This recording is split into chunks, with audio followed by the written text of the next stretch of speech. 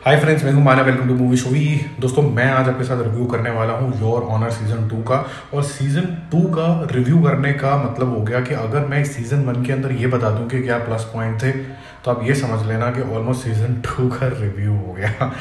ये मैंने कुछ थोड़ा सा आपके लिए प्ले ऑफ किया है। मैं आगे जब आपसे बात करूंगा आपको समझ में आ जाएगा कि मैं क्या कहने की कोशिश कर रहा हूँ। देखो, यहाँ पर हमने बिशन की कहानी देखी थी, largely centred around Jimmy Shergill का कैरेक्टर, जो कि एक जज है और एट द सेम टाइम वो काफ़ी लॉयल तरीके का जज है, लॉ अबाइडिंग तरीके का, ये हमें पता है। और उसके बेटे अबीर ने एक एक्सीडेंट कर दिया जिसके चक्कर में वो फंस जाता है, और जिसके साथ वो एक्सीडेंट होता है वो एक गैंगस्टर होता है। अब इनकी फैमिली इस गैंगस्टर से कैसे रिलेटेड है, क्या ये एक्सीडेंट जेन्युइनली हुआ था या फिर ये प्ले था, और क्या अबीर अपनी फैमिली के लिए कुछ कर रहा था, यही सब देखने को हमें मिलता है। और साथ ही साथ में हमें देखने को मिलता है कि किस तरीके से जो मोरालिटीज़ में फंसा हुआ बिशन, क्या ये डिसीजन लेता है कि मुझे लॉ के साथ रहना है, क्या ये डिसीजन लेता है कि वो अपने बच्चे को बचाएगा, और क्या क्या उनको धमकियाँ आती हैं, कैसे प्ले ऑफ होता है, कौन उसके सगी संबंधी फ्रेंड्स होते हैं, कौन उसकी ऑलमोस्ट सिस्टर जैसी एक बहन सी होती है जिसको वो मानता है, उनके सबके साथ क्या होता है। और ऐसे ही सीज़न 2 की शुरुआत हुई है। अब देखो, सीज़न 1 में क्या था कि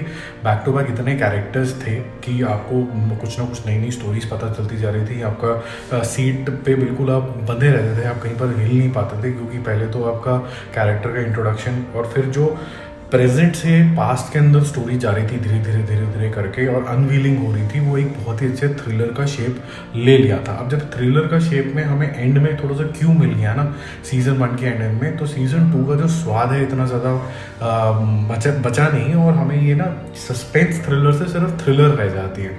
अब क्योंकि सस्पेंस तो सारा खत्म हो गया, तो उसी वजह से मैंने आपको बोला कि जो इंटेंसिटी थी, ग्रेविटी थी, कि क्या ये योर ऑनर भाई साहब जो हैं हमारे जिमी शेरगिल बिशन, क्या वो मोरालिटीज़ को पीछे छोड़ देंगे कि नहीं छोड़ देंगे, क्या वो अपने बच्चे के साथ रहेंगे नहीं रहेंगे, उसके आंसर्स हमें बहुत जल्दी मिलने शुरू हो जाते हैं, जिसकी वजह से हमारा जो इंटरेस्ट है वो डायरेक्शन में तो बहुत ज़्यादा इन्वॉल्व रहता है, क्योंकि डायरेक्शन काफ़ी ज़्यादा इसकी टाइट है, बट स्टोरी थोड़ी सी मेरे को लगता है इसके अंदर अब वीक है।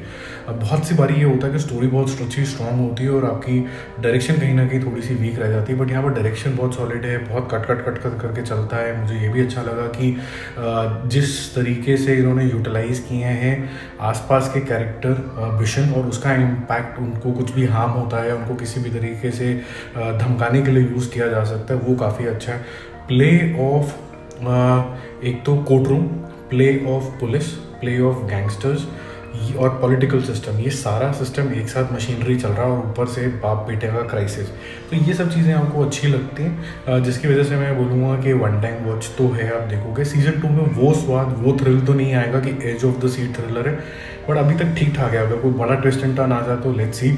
जी हाँ, मैं इस सीरीज़ को आगे देखूंगा, क्योंकि इसकी प्रोडक्शन क्वालिटी, ग्रिपिंगनेस जितनी होनी चाहिए ठीक ठाक है, मतलब इतना बुरा नहीं है ये।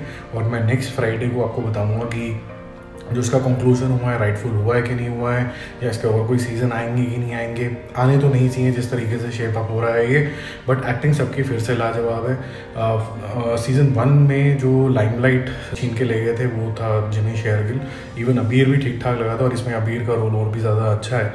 और मैं बोलूँगा कि जिमी शेरगिल का जो पॉइज है और जो डिटर्मिनेशन है और जो कन्फ्यूजन है, टॉगल होता रहता है कि मैं should I cross that boundary of being illegal, so to say, वो भी उसकी जद्दोजहद यहाँ पर भी आपको बहुत हद तक दिखती है। तो मिलते हैं एक और रिव्यू, एक और अपडेट के साथ। Don't forget to subscribe the channel.